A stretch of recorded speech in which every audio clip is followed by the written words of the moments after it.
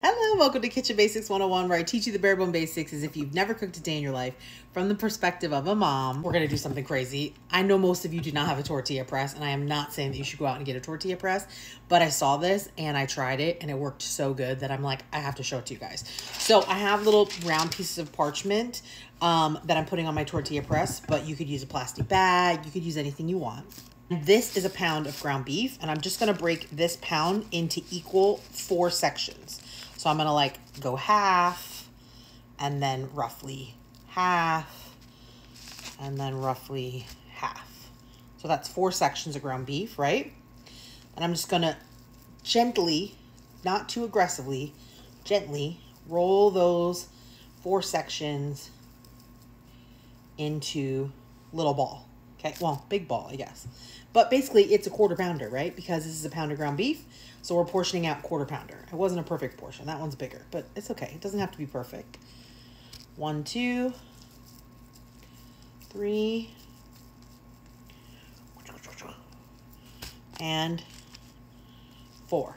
Okay? Hamburgers are so easy and so quick. All right. 4. This one's a little bit bigger, but that's going to be okay. I'm going to go wash my hands. I'll be right back. I think this tortilla press was like $20. It wasn't that expensive, but I've got a piece of parchment on the top, piece of parchment on the bottom. Ready? Can you see? Put my ball in the middle. Yeah? Then smush it down. Not too much, just ever so slightly.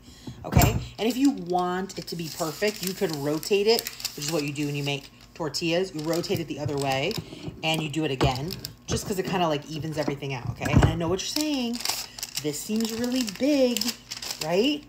But it's gonna shrink when you cook it, and it's gonna be amazing. I'm gonna show you. I've also seen people use this for chicken cutlets, right? To get your chicken cutlet nice and thin. My fig on, because I'm gonna film it over top of the pan, but I'm gonna show you first.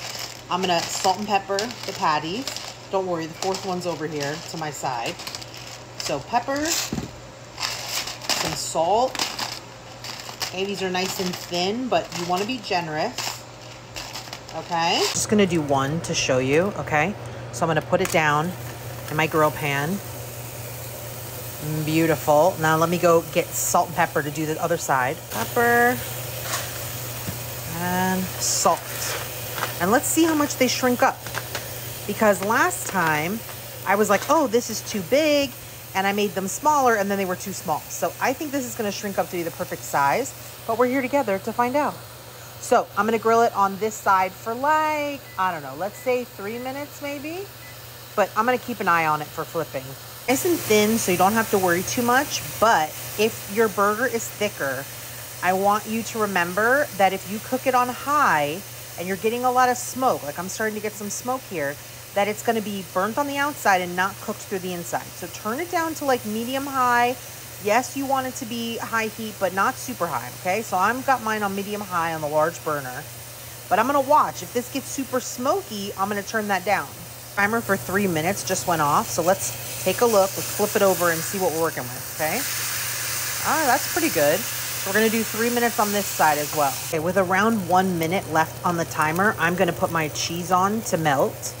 Okay, but if you have cheese a little harder to melt, you can maybe do it 2 minutes. If it won't melt, you could put a lid on, which will help it melt. These melt up pretty good, so 1 minute is probably enough time. As you can see, the burger patty shrunk up and ended up being about the size of a single. I think it's going to be a little bit too big for this particular bun that I have, but I think for a regular hamburger bun, it would probably have been perfect. Okay, my cheese is melty, and there's my burger.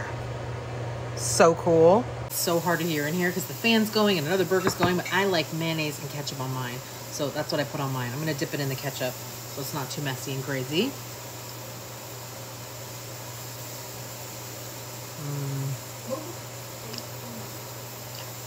Perfect. The tortilla press just gets it all evenly perfect and flat. And look, it shrunk up so it fit. I know it looked too big when I started. What's better? What's better? Classic hamburger.